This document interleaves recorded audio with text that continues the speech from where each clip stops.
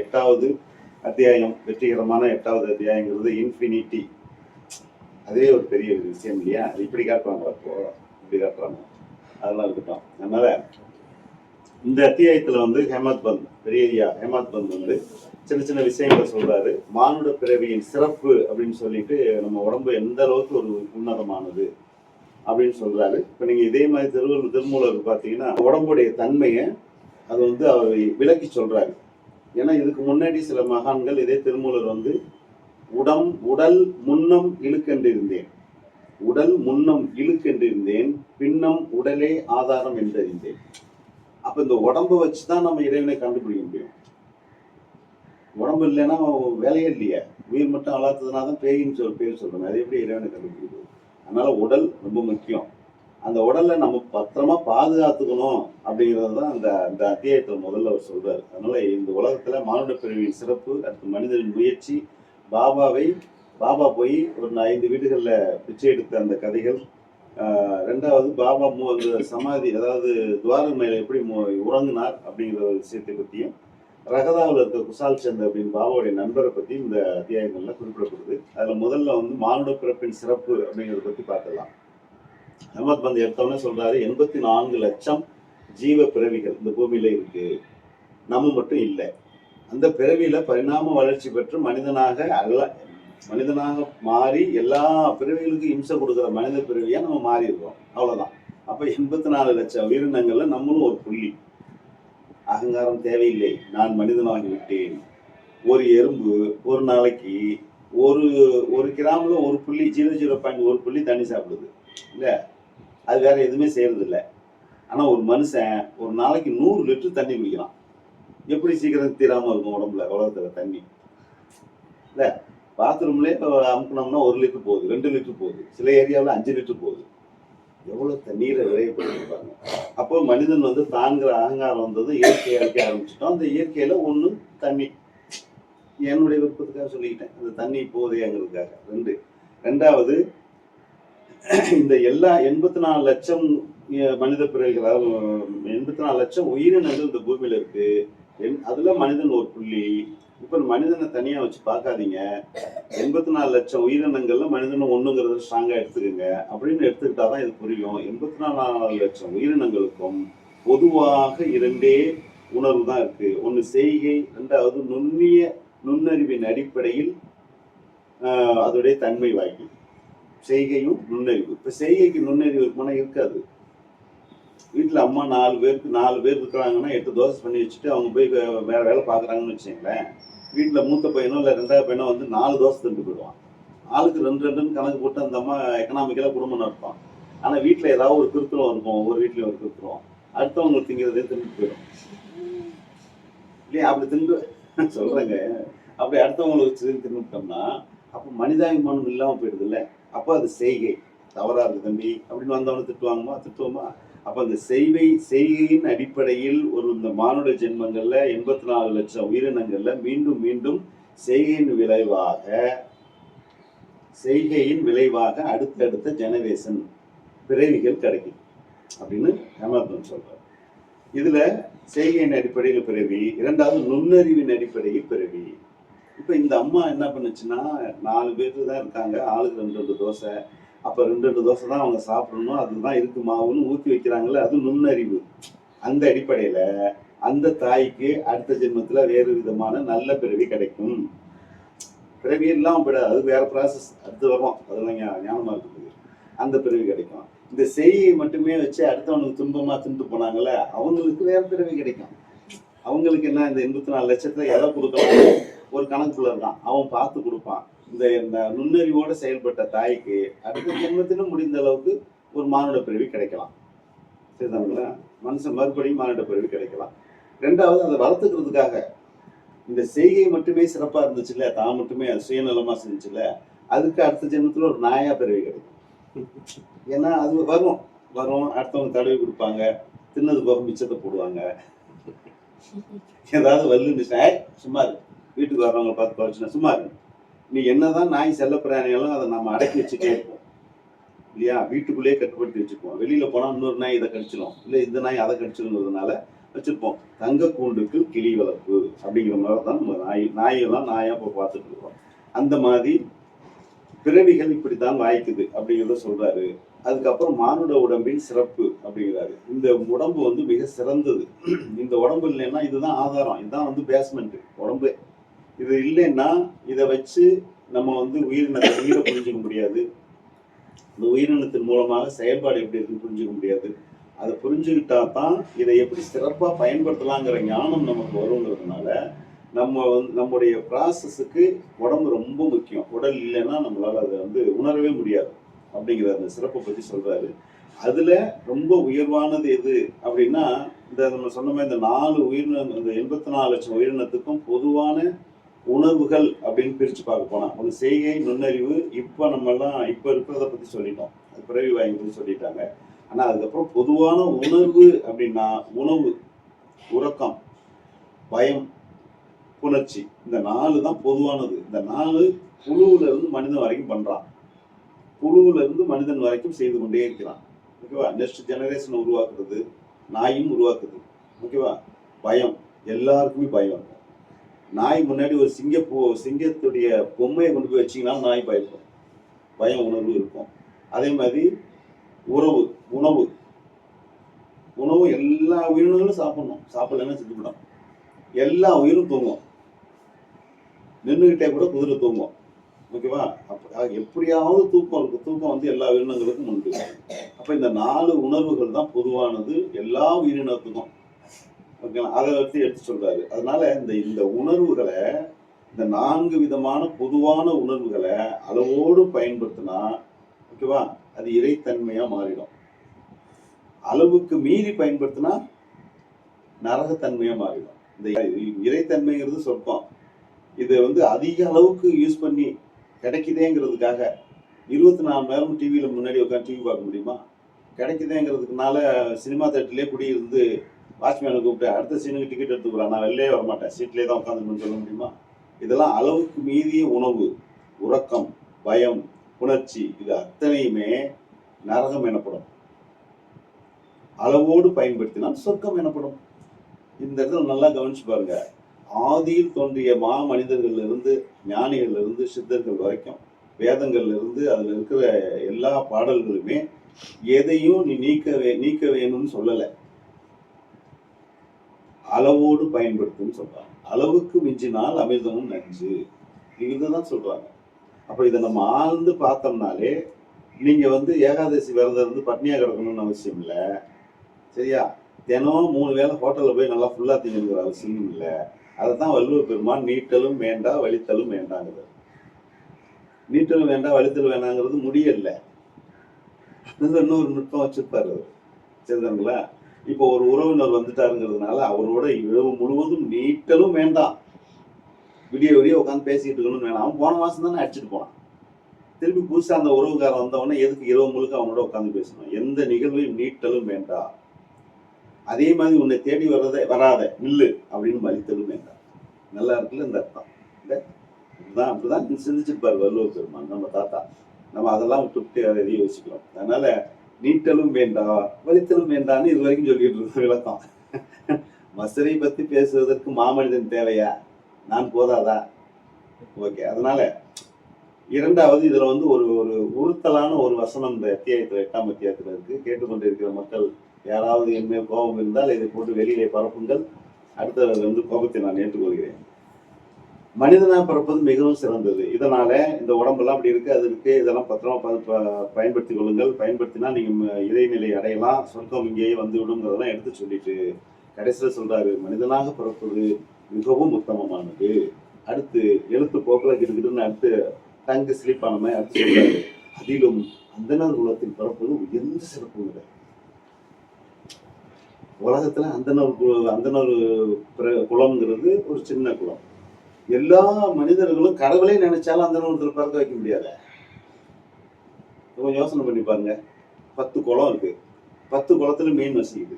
ஏதோ ஒரு டிஃபரெண்டான மீன். அதுல ஒரு காணாங்கழுத்தி, இதுல ஒரு சோறா, இதுல சிலேபி, ஏதோ பிடித்த இது பிறந்துட்டு இருக்கு. இந்தந்த குளம் தான். நீ உயிரினங்கள்லாம் மாற்றி போகலாமே, குளத்தை வந்து பிரிச்சுப்படுத்த முடியுமா? ஆல்ரெடி கடவுள் படிச்சது. நீங்க பண்ணாலும் பண்ணுவீங்க குளத்தை. கடவுள் வச்சுட்டான் ஒரு 10 குளம் இதுதான்டா, இதுல தான்டா நீ வசிக்கணும். பூமின்னு ஒண்ணு கொடுத்துட்டான் இல்லையா? 50,000 கிலோமீட்டர் சுற்றளவு. அதை கொஞ்சம் பெருசுபடுத்துங்க பகவானே. மக்கள் தொகை அதிகமாக சொல்ல முடியுமா? இல்ல என்ன செருப்பு காலில் நடந்து ஒன்றும் வாங்கணும் நீங்கள் என்ன செருப்பு பேரகான் கொண்டு அடிப்போம் இல்ல. அப்ப நம்ம அதை வந்து கேட்க முடியாது. கொடுக்கறத வச்சு அதை வச்சுதான் நம்ம பழைக்க முடியும். அது கடவுள் சித்தாந்தம், அது முடிஞ்சிச்சு. ஸோ நம்ம போய் அந்த அதுக்கு ஒரு குளம், ஓகேவா? அது சிலைப்பு குளம், இது எறா குளம். இப்படி இருக்கிற பட்சத்துல அதுக்கு தகுந்த மாதிரி தான் வாழ முடியுமே ஒழிய, இந்த மீன்ல இருந்து என்னால இந்த தண்ணி கம்மியா இருக்கு நான் அதுல தூக்கி போறேன்னு போட முடியாது. தண்ணி குறைஞ்சதுன்னா செத்து போக வேண்டியதுதான் அதோடைய கடமை. அதுக்கு பயம் வரக்கூடாது. என்னுடைய இந்த ஸ்ட்ரெச்சர் முடிஞ்சு போச்சு, நான் இறக்க போறேன்ட்டு இறந்து போயிடும் மீன், அவ்வளவுதான். அது துள்ளி குதிச்சு நான் பக்கத்து வீட்டு குளத்துக்கு போறேன்னு எந்த குளம் மீன் போகாது. புரியுது இல்லையா? அது இறைவனுடைய சிருஷ்டி.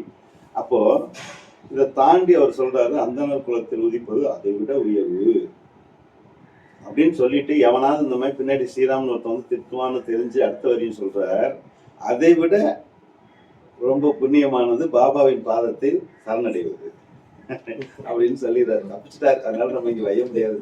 இருந்தாலும் விடுவோமா? விட மாட்டோமே. நமக்குதான் 2000 வருஷம் பகை இருக்கிறதே. அப்போ உள்ள எவரையாவது எண்ணெயை ஊற்றி வளர்த்து விட்டுறாங்களே. அதனால நம்ம அவர் சொல்லுகின்ற அந்தனர் எது என்று சற்றே புரிந்து கொள்ள வேண்டும். இங்கே தமிழ்ல அந்தனர் என்ற அருமை சொல்லை சொக்கலிங்கம் ஐயா போட்டுட்டார். ஆனா மராட்டியில என்ன சொல்லுன்னு நமக்கு தெரியாது. அது அந்த திவேசம் மராட்டியோட போகட்டும். ஆனா இது அந்தனர் என்று சொல்லப்படுவதால் நாம் அதிகம் விவாதிப்பதில் பயனில்லை. ஏனெனில் அந்தணன் என்பது சொல் உள்ளுக்குள்ளாக திரும்பி பார்ப்பவனை குறிக்கும். அவனே நம்முடைய குலம். நம்ம எல்லாம் இப்ப பண்ணிட்டு இருக்கோம்ல, நான் அந்தணனை நீச்சிதான் நானே அந்தணன் ஆவேன். அதனாலதான் பாபா நான் சுத்த பிராமணன் சொல்லினார், வெள்ள பிராமணன் சொன்னார்.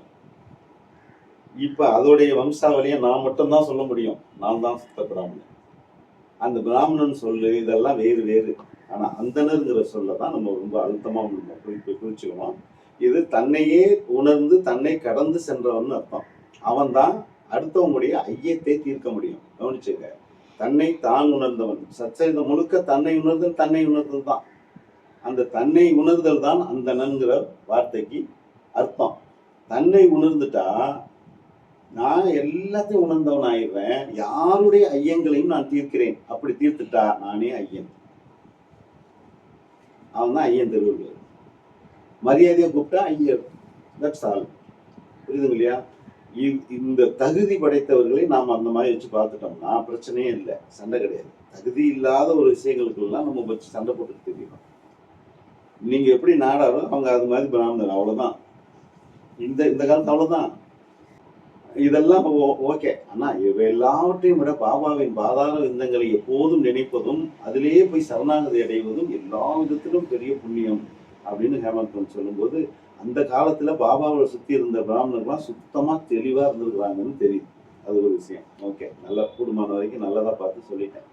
அதுக்கப்புறம் மனிதனின் முயற்சி. இப்போ இந்த கதையில நம்ம உடம்பு பார்த்துட்டோம், எது புனிதமானதுன்னு பார்த்துட்டோம். இதுக்கப்புறம் நீங்க என்ன பண்ண போறீங்கன்னு கேட்குறாரு. உங்களுடைய முயற்சி என்னவாக இருக்க வேண்டும் அப்படின்னா, மீண்டும் மீண்டும் குருவை சந்தித்து தான் யாருங்கிறத உணர்கின்ற தன்னை உணர்ந்து கொண்டீர்களே ஆனால் இந்த வாழ்க்கை பயனுள்ளதாக அமையும். இல்லைன்னா டோட்டலா வீணுன்னு சொல்லப்பட்டிருக்கு. இது நானே எப்படி மறந்துவிட்டேன், நானே பார்க்கலையே. அதை எனக்கு பகவான் சான்ஸ் கொடுத்து திருப்பி படிக்க வச்சு பேச வச்சிருக்கும் போது நானே உணர்றேன். ஆகா, பகவான் இது தெரியாமலே நான் தன்னை உணர்ந்தது கான்செப்ட் சொல்லி கொடுத்துட்டு இருக்கேன். எவ்வளவு முட்டாள் ஆயிட்டேன்னா இந்த அதுலதான் இருக்கேன், அதுலதான் நான் சொல்லி கொடுத்துட்டே இருக்கேன். ஆனா இது என் குருநாதன் சொன்னதுங்கிறதே நான் படிக்கவே இல்லை. நிஜமாவே நான் முழுசா நான் படிக்கல முதல்ல. அதுதான் ஆகையினால நீ ஒருவரையும் சச்சேதம் படுத்திருக்கலாம் என்று திட்டமாட்டேன். முதலில் தெளிவாக படிப்போம் அப்படிங்கிறது நாம் எல்லோரும் சேர்ந்து, முதல்ல அதே சொன்னேன், நம்ம எல்லோரும் சேர்ந்து மீண்டும் அதை நம்ம படிச்சு அதற்கு கருத்துக்களை தெளிவுபடுத்திக்கணும்னு சொன்னேன். அதுதான் நடக்குது. நான் நான் ஸ்ட்ராங் ஆயிட்டேன். 8வது அத்தியாயத்திலே ஸ்ட்ராங் ஆயிட்டேன். நீங்களும் ஸ்ட்ராங் ஆயிடுங்க. அடுத்து சரி, இப்போ தன்னை உணர்தலுக்கு என்னங்கயா பண்ணணும்னா குருவை சரணை தர வேறு வழி இல்லைன்னு சொல்றாரு 8வது அத்தியாயம். நீங்க எல்லாம் முடிச்சுட்டு மரியாதையா, இந்த வார்த்தைக்கு சொல்றது ஒன்றும் தப்பு இல்லைன்னு நினைக்கிறேன், மரியாதையா திருப்பி சத்தியத்தை எடுத்து படிங்க, அவ்வளவுதான். அதனால குருவை சரணடைன்னு சொல்றாரு. அதுக்கப்புறம் இந்த பகுதி முதல்ல புத்திமயமா இதை சொல்லிட்டு அடுத்த செகண்டுக்கு வந்து வாங்க. அடுத்தது சொல்றாரு, பாபா கதைக்கு வந்துட்டாரு. சிறடிக்குள்ளே நுழைந்ததும் ஒவ்வொரு நாளும் எத்தனை இடங்களில் அவர் இறந்தார் அப்படின்னா நல்லா கவனிச்சுங்க. இறத்தல் சின்னரா இறத்தல் தமிழ் எவ்வளவு அற்புதம் பார்த்தீங்களா இல்லையா? பாபா என்ன பண்ணாருன்னா 5 வீடுகளில் போய் பிச்சை எடுக்கிறாரு அப்படின்னு நம்ம படிக்கிறோம், புரிஞ்சுக்கிறோம். ஆனால் பாபா ஒரு முறையா பிச்சை எடுக்கல கடைசி வரைக்கும். ஒரு நாளைக்கு 5 வீட்டில் எடுப்பாரு, ஒரு நாளைக்கு 2 வீட்டில் எடுப்பாரு, ஒரு நாளைக்கு எங்கேயுமே போக மாட்டாரு, சும்மாவே படுத்திருப்பாரு. இந்த மாதிரி முறையற்ற தன்மையில தான் அவர் இறந்தார், பிச்சை எடுத்தார். ஸோ அப்படி பார்க்கும்போது என்னன்னா ஒவ்வொரு இடங்கள்ல போய் சாப்பாடு எடுத்துட்டு வருவார். ஒரு 5 வீடோ 4 வீடோ அந்த முறையற்ற தன்மையில எங்கெங்க போகணுமோ அங்கங்க போய் சாப்பாடு எடுத்து வாங்கிட்டு வருவாரு. அது ஒரு கோலையில என்ன பண்ணுவாருன்னா நீர் சம்பந்தப்பட்ட உணவுகளை வாங்கிக்குவார். பாயாசம், டீ, மோர், தயிர் இது எல்லாமே கொண்டு வந்து கொடுத்தாங்கன்னா நம்மளாம் என்ன செய்வோம்? பிச்சை எடுத்தா கூட நம்ம புத்தி போவாது. மோருக்கு தனியா பாத்திரம் கொண்டு வரலீங்களா? சாம்பாருக்கு ஒன்று கொண்டு வரலீங்களா? பாயாசம் ஐயோ அது கலந்துச்சுன்னா நல்லா இருக்காதுங்கன்னு சொல்லி அங்கேயே நிற்போம். அவங்கள்ட்டே பிளாஸ்டிக் டப்பா கேட்போம். கவுண்டர் பண்ணி மாதிரி தண்ணி வச்சிருக்கிறியாப்பா? நான் மற்ற தண்ணியெல்லாம் குடிக்கிறது இல்லைங்க. ஆல்ரெடி டாக்டர் வந்து எங்களுக்கு வணக்கம் டாக்டர் வந்து அட்வைஸ் பண்ணியிருக்காரு, ஒன்லி பிஸ்லரி வாட்டர் அப்படின்ற போல ஆளுங்க நம்ம. இப்போ அந்த அடிப்படையில் நீங்கள் நல்லா கவனிச்சு பார்த்தோம்னா 5 வீடுகளில் இதெல்லாம் நீர் சம்மந்தப்பட்டதெல்லாம் ஒரே கோலையில் கவலைப்படாமல் மூஞ்சி சொல்லிக்காமல் வாங்கிக்குவார். ஏன்னா கிளைமேக்ஸை நம்ம பார்க்கலாம். அந்த ஆள் எதையும் தனித்தனியாக சாப்பிட்றவர் இல்லை. தனித்தனியாக சாப்பிட்ற ஆளாக இருந்தால் தானே ஊறுகாய் தொட்டினக்கிட்டு காரம் கொஞ்சம் ஜாஸ்தி, பொரியல் எடுத்து தின்னுட்டு உப்பு கொஞ்சம் கம்மி, ஒன்று ஒன்றா விளக்கம் சொல்லிட்டு இருக்குது. நம்ம இந்த புத்தியை விட்டால் தானே பாபாவோட நம்ம சேர முடியும் இல்லையா? அது மாபெரும் இன்னும் நம்ம மேலே அது மேலே பற்று வளர்ந்துட்டே போகுது. நம்ம அது உணவு மேலே பாசம் வைக்க பற்று வளர்ந்துட்டே போகும். அப்போ அதெல்லாம் வந்து நம்ம பாபா பக்தராக ஆகலைன்னா பிரச்சனை இல்லை, டேஸ்ட் பார்த்துட்டே இருங்கன்னு சொல்லலாம். பாபா பக்தர் ஐட்டமே அதுக்கு தகுந்த மாதிரி கொஞ்சமாவது கலர் மாற்றிக்கணும்ல.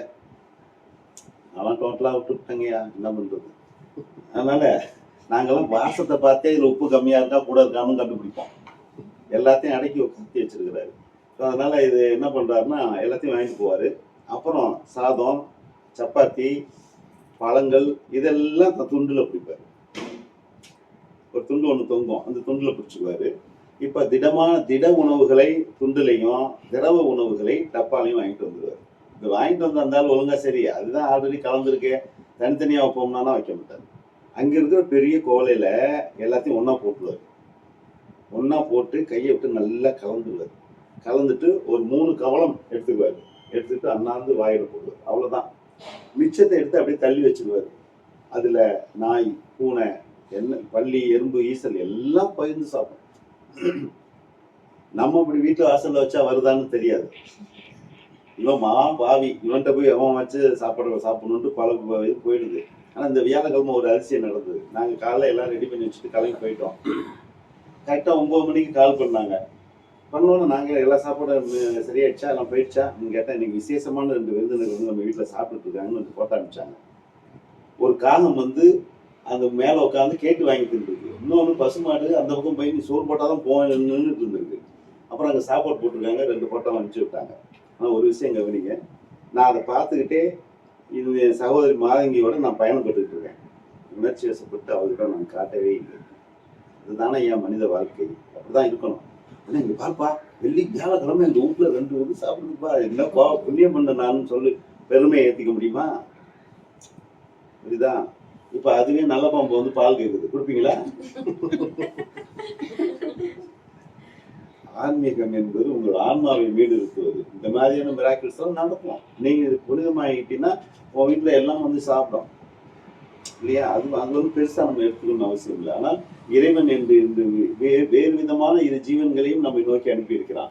இந்த விதத்துல நாமும் புனிதனாகி கொண்டிருக்கிறேங்கிற எண்ணம் மட்டுமே மனசுல வச்சுக்கிட்டு பகவானே அப்படின்னு மட்டும் எடுத்துக்கிட்டு நான் அவங்கள்ட்ட காட்டல. ஓ இந்த 2 உயிர்கள் வந்துருக்கு.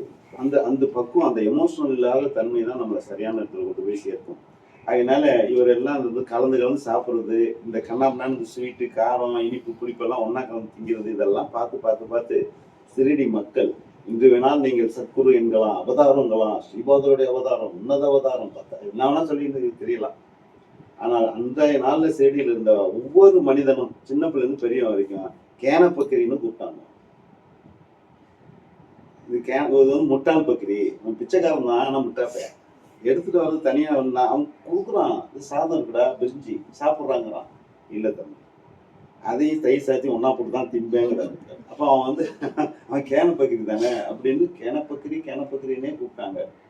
கடைசியா ஒரு சம்பவம், அந்த லாஸ்ட் கட்டத்திலோட பாபா வயதான கட்டத்துல அந்த செவுத்து அப்படி சாஞ்சு நின்றுட்டு இருக்கும்போது ஒரு வருஷத்துக்கு முன்னாடி கூட அவர் செவுத்துல சாஞ்சு நின்றுட்டு வானத்தை பார்த்து பேசிக்கிட்டே இருக்கிறத பார்த்து அப்போதைக்கு ஷிரடியில இருந்த ஒரு ஸ்வீட் கடை, லாலா கடை அந்த பேர், இந்த லாலா கடையில இருந்த சேட்டு பாபாவை கிண்டல் பண்ணி கள்ள தூக்கி அடிச்சான்.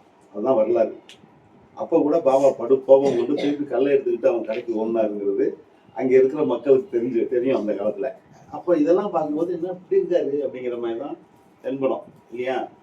அப்படி பார்க்கும்போது இப்பயும் நம்ம பேச பார்த்து நம்மளை வந்து இது ஒரு லூஸு, இது வந்து இது பாபாவுக்கு எதிரியான ஆளு, இவன் மோசமான பையன், அவன் குண்டலினி இவங்கெல்லாம் கிடையாதுன்னு மக்கள் சொல்றதுல ஒன்றும் தப்பு கிடையாது இல்லை.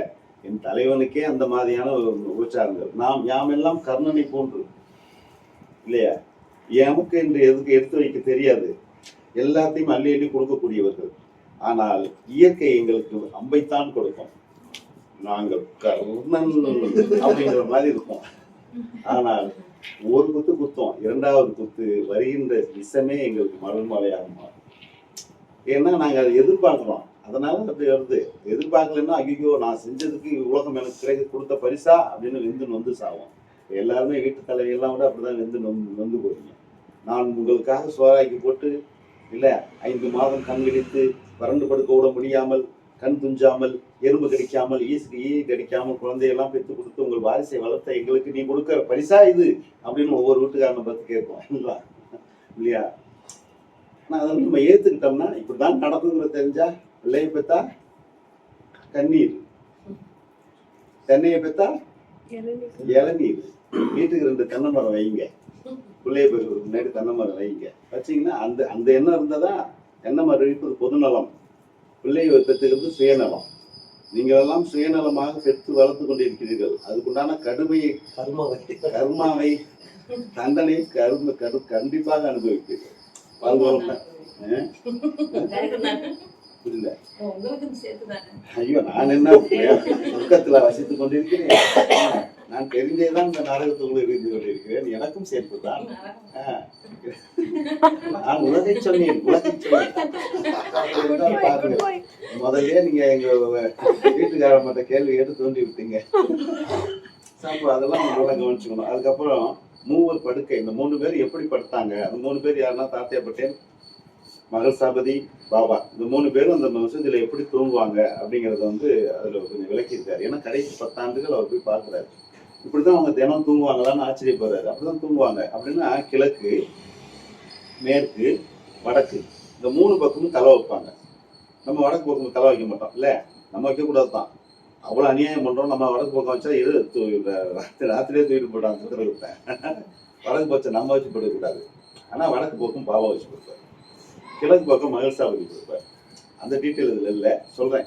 3 திசையில படுப்பாங்க. மேற்கு பக்கம் வந்து தாத்தே அப்படி படுப்பாரு. ஏன் தெற்கு பக்கம் படுக்கல? தெற்கு பக்கம் படுக்க கூடாது. ஆமா, நீங்க உறங்கும் போது நீங்க அதை பார்த்து தூங்கணும். தெற்கு பக்கம் படுக்காமனா நமக்கு வந்து வடக்கு பக்கம் படுக்க கூடாதுதான். வடக்கு பக்கம் வரும்போது ஏன்னா வட திசையில இருந்து வர காற்று நமக்கு இப்ப இருக்கிற சூழ்நிலையில கெடுதலை உண்டு பண்ணும். நைட் நல்லா தான் படுத்திருப்பீங்க, காலையில் எழுந்திரிக்கும் போது மூக்கு டாக்கு புடுங்கும். ஏன்னா அந்த மாதிரியான சுச்சுவேஷன் தான் வருது காற்று, ஓகேங்களா? அதனால நீங்க கிழக்கு பக்கம் தலை வைத்து படுப்பது மிகச்சிறந்தது, உத்தமம். சூரியன் உதிக்கும் போதே, அவர் பில்லியன் கணக்கான தூரத்துல இருந்து உதிக்கும் பொழுதே அவருடைய கதிர்கள் அனுப்பும் பொழுது நம்ம கிழக்கு பக்கமா தலை இருக்கும் பொழுது நம்ம மூளையை அது சீக்கிரத்தில் வந்தடையும். மூளைக்கு வந்தடைஞ்ச உடனே ஒரு சுறுசுறுப்பா நம்ம எந்திரிச்சிடுவோம். காலையில 4 to 6 எந்திரிக்க முடியாதவங்களாம் தயவு செஞ்சு கிழக்கு பக்கம் தலை வச்சு படுங்க, சீக்கிரமா எந்திரிக்கலாம். ஸோ அதனால இந்த 3 பக்கமும் 3 பேர் படுத்து இப்போ என்ன பண்ணுவாங்கன்னா காலை நீட்டிக்குவாங்க. அவருடைய கால் பாபாவுடைய காலில் இருக்கும், வச்சு அழுத்திக்குவார். அதே மாதிரி தாத்தியா பட்டேலோட கால் இந்த காலில், 3 காலும் 6 காலும் ஒன்றா இருக்கும். ஒவ்வொரு திசையில படுத்துருப்பாங்க, பேசிக்கிட்டே இருப்பாங்க. 3 பேரும் எதையாவது பேசிக்கிட்டே இருப்பாங்க. இப்போ யாராவது ஒருத்தர் அப்படியே கொஞ்சம் பரட்ட வர்ற மாதிரி தெரிஞ்சுன்னா பாபா அந்த காலாலே எத்துவார். 3 காலம் ஒன்றா தான் இருக்கும். காலில் அப்படி எத்துவார், இன்னொன்று முடிச்சுவான். ஆனால் இதுக்கு மேலே இன்னொன்று பண்ணுவார் பாபா. எல்லா உயிர்களும் தான் உயிராக நினைச்சதுனால அந்த அருவருப்பு இல்லாமல், ஆசை இல்லாமல், காமம் இல்லாமல், கோபம் இல்லாமல் அப்படியே ரெண்டு பறந்து மகள் சாபதி ஒரு கட்டுப்பிடிப்பார். தூங்கிட்டா அப்படி கட்டுப்பிடிப்பார். டக்குனு ஏவா அப்படின்னு முடிச்சுடுவார். ஒரு வார்த்தை சொல்லுவார், மராட்டியில் சொல்லு, அந்த முடிச்சுக்கடா அப்படின்ட்டு இறங்கிடுவார். இப்போ இவன் தூங்கினான்னா திருப்பி சரதாரன்னு வந்து அந்த கால் பெரிய கையை, அவர் கை வந்து முழங்கால் வரைக்கும் வரும் நீட்டாக. அந்த கையை யாரும் கவனிச்சிக்க மாட்டீங்க. கவனிச்சு பார்த்தீங்கன்னா அவர் கைகள் நீண்டு இருக்கும். தமிழ்நாட்டில் யாருக்கா அப்படி இருக்கா அப்படின்னு கேட்டால் நீங்கள் அதையும் கவனிச்சிக்க மாட்டீங்க. நான் சொல்கிறேன், காமராஜ் இருக்கும் இல்லை, நீ பார்த்து கவனிச்சிருக்கீங்களா? சொல்லியிருப்பாங்கல்ல, காமராஜ் இருக்கும். காமராஜ் வந்து அவருக்கு கடவுள் நம்பிக்கை உண்டு, ஆனால் மூட நம்பிக்கைகள் கிடையாது. அவர் புரட்டாதி நட்சத்திரம் கும்பராசி, தெரியுமா? ஆமாம், இதெல்லாம் தெரியாது பாருக்கு. ஸோ அதனால காமராஜ் மக்கள் தெய்வீக தன்மை இருக்கிறவங்களுக்கு அப்படி இருக்கும். கால் முழங்கால் வரைக்கும் நீண்டு இருக்கும் கை. ஸோ அது மாதிரி பாபாவுக்கு ரொம்ப நீளமாக இருக்கும். அந்த கையை தூக்கி பரட்டி போட்டாருன்னா ஒரு கம்பு விழுந்த மாதிரி இருக்கும் மேலே. அந்த காத்தியா மேலே போடுவார், டக்குன்னு முடிச்சுவான். அதனால தூங்காதீர்கள் அப்படின்னு சொன்னோன்னா அந்த அதை ஏன்னா இது எனக்கு ஒரு அனுபவம் நடந்தது. அதே சிறுடிக்கு போகிறேன். இரவு 12 மணிக்கு என்னுடைய தோழன் ஒருத்தனை கூப்பிட்டுக்கிட்டு நாங்கள் வந்து ரவுண்டிங் வருவோம். துவாரமையெல்லாம் பார்த்துட்டு சுற்றிட்டு வரலாம். நாங்கள் என்னன்னா இவங்கெல்லாம் அந்த செட்டு சேர்ந்து போகிறதுக்கு முன்னாடி ஒரு பையனை கூப்பிட்டுக்கிட்டு விடிய நடந்துகிட்டே இருப்பேன். அது ஒரு ஜாலியாக இருக்கும், அவ்வளோதான். வேறுனா வெட்டி குடிச்சிட்டு அப்படி சுற்றுறது, இந்த பனியில் சுற்றுறது ஒரு சந்தோஷமாக இருக்கும். அப்படி சுற்றிக்கிட்டே இருக்கும்போது அந்த பையன் பேர் சொன்னால் சந்தோஷப்பட்டாங்கன்னா படுவீங்க, யாரை கேட்பீங்க கொடுக்கு. அந்த கார்த்தின்னு ஒரு பையன், அவனும் நாங்கள் சேர்ந்து சுற்றுவோம். அப்படி சுற்றிக்கிட்டே இருக்கும்போது என்னென்னா துவாரமைக்கு வந்துட்டோம். இரவு 1. நாங்கள் வர்றதுக்கு முன்னாடி அங்கே ஒரு உருவம் நின்னது. அப்போ கரண்ட் எல்லாம் இல்லை. கரண்ட் இல்லாமல் லைட்லாம் ஆஃப் பண்ணுவாங்க நைட்டு. இப்போ வந்து பகல் போல் போட்டு வச்சுருக்காங்க. சாவடிக்கு அருகில் வரும்போது அங்கே ஒருத்தர் நின்றுட்டு இருந்தார். பார்க்குற சாமியார் மாதிரி இருந்ததுனால தைரியமாக அவர் கடந்து துவாரமைக்கு போகிறோம். நடந்து போகும்போது இதோ இப்படி வரும் அப்படின்னு ஒரு வார்த்தை கேட்டது. சரி, மலையாளத்துக்காரா, நமக்குள்ள நெருக்கமான தமிழ் மலையாளம் இல்லை, நெருக்கமான ஆள் மட்டும் திரும்பி இருக்குல்லையே அப்படி போய் பார்க்குறோம். எங்கே அப்படி போய் இவிட இரு அப்படின்னு பக்கத்தில் உட்கார வச்சுக்கிட்டாரு. பக்கத்தில் உட்காந்துட்டான். அச்சுதானந்த அறிமோ அப்படின்னு எடுத்தோன்னே கேட்டார். தெரியும் சாமி, நம்ம சாமி தான் தெரியும். சகஜமாக பேச ஆரம்பிச்சிட்டோம். ஆளு சரியில்லை.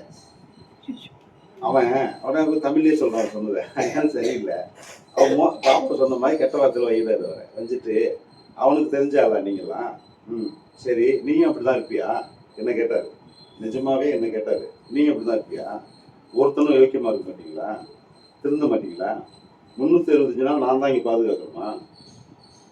நான் இப்போ உங்களுக்கு சொல்லிட்டேன். என் கூட இன்னொரு பையனும் இருந்தாங்க. ஆதாரத்தோடு தான் அதெல்லாம் நடக்குது. நான் மட்டும் எனக்கு தலைவிதியா என்ன?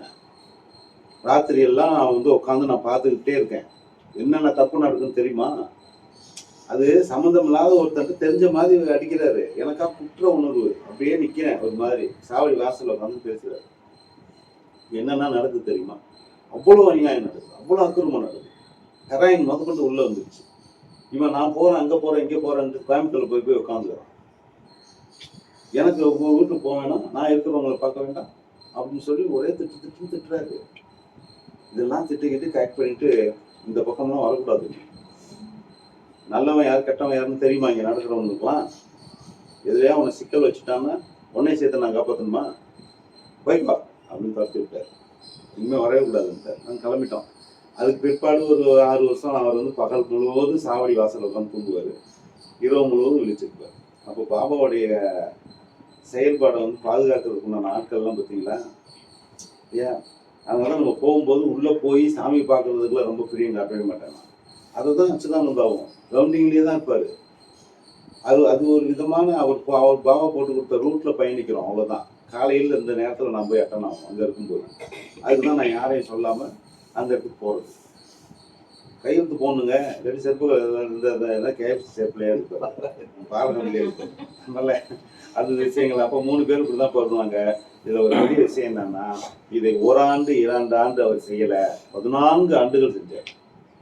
14 ஆண்டு 3 பேர் தான் மசூதியில் கொடுப்பாங்க. இந்த தாத்தையா வந்து சின்ன பிள்ளை. தாத்தையா 18-19 வயசு தான் இருக்கும். அவனையும் இங்கே படுக்க வச்சுக்கிறாரு வீட்டிலே தான். இப்போ வீட்டுக்குள்ள அம்மா அப்பா சொல்ல மாட்டாங்களா? எதுவும் சொல்லலை. ஏன்னா தாத்தையாவோட அப்பா அம்மா தான் வைஜா பேபி. பாபாவுக்கு முதல்ல சாப்பாடு கொண்டு வந்து கொடுத்தது.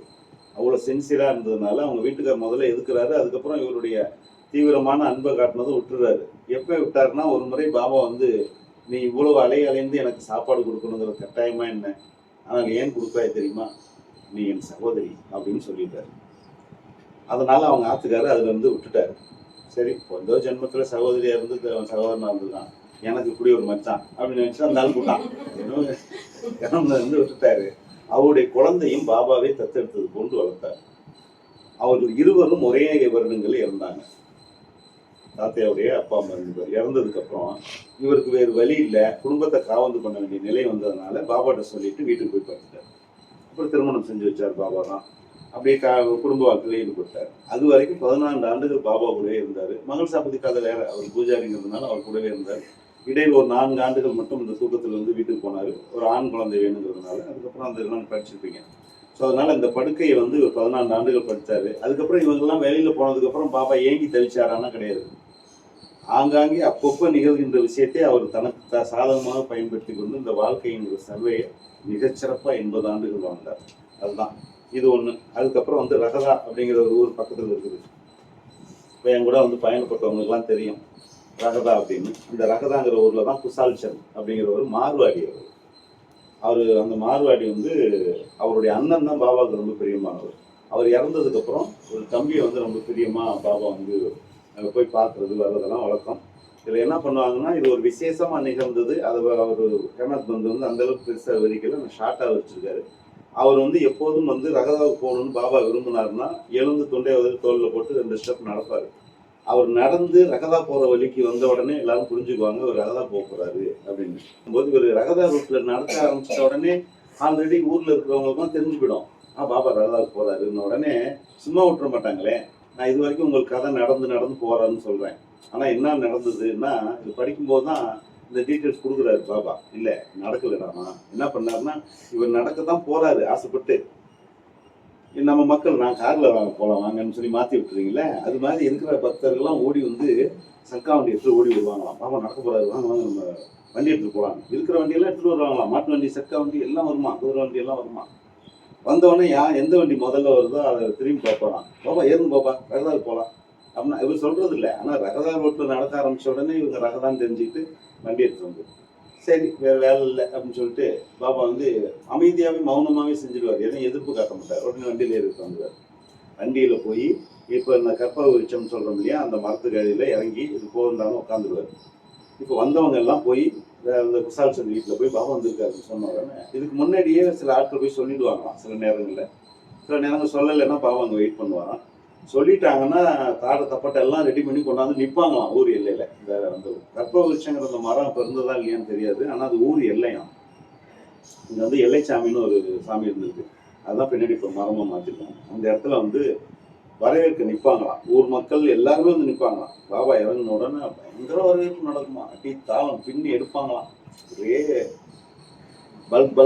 பலேங்கிற மாதிரி டான்ஸ் எல்லாம் போட்டு ஆடம்பரம் பண்ணி அவர் குடையிடையெல்லாம் விரித்து பாதணிகள் விரித்து அதை அழைத்து சென்று அவர் வீட்டில் உட்கார்ந்ததுக்கப்புறம் ஸ்பெஷல் சாப்பாடு அவர் குசால் சந்த் விரும்பினதெல்லாம் செஞ்சு வச்சுருப்பாராம்.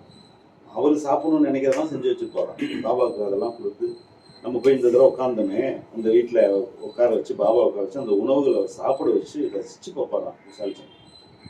அதுக்கப்புறம் அந்த மேலே அந்த பெட்டு மாதிரி இருந்ததில்ல, அதில் ஏறி பாபா கால் நீட்டி உட்காந்து வரோம். அந்த ஊர் மக்கள் எல்லாம் வந்து ஆசீர்வாதம் பண்ணிட்டு ஒரு நாள் 2 நாள் அவர் பிடிச்ச அளவுக்கு இருந்துட்டு அதுக்கப்புறம் திரும்பி வண்டி வந்தால் வண்டியில் எல்லாத்தையும் நடந்து ஊருக்கு வந்துடுவார். அந்த நிகழ்வை 8ஆம் அத்தியாயத்துக்கு இறுதியில் ஹேமத் பந்த் விவரிச்சிருக்காரு.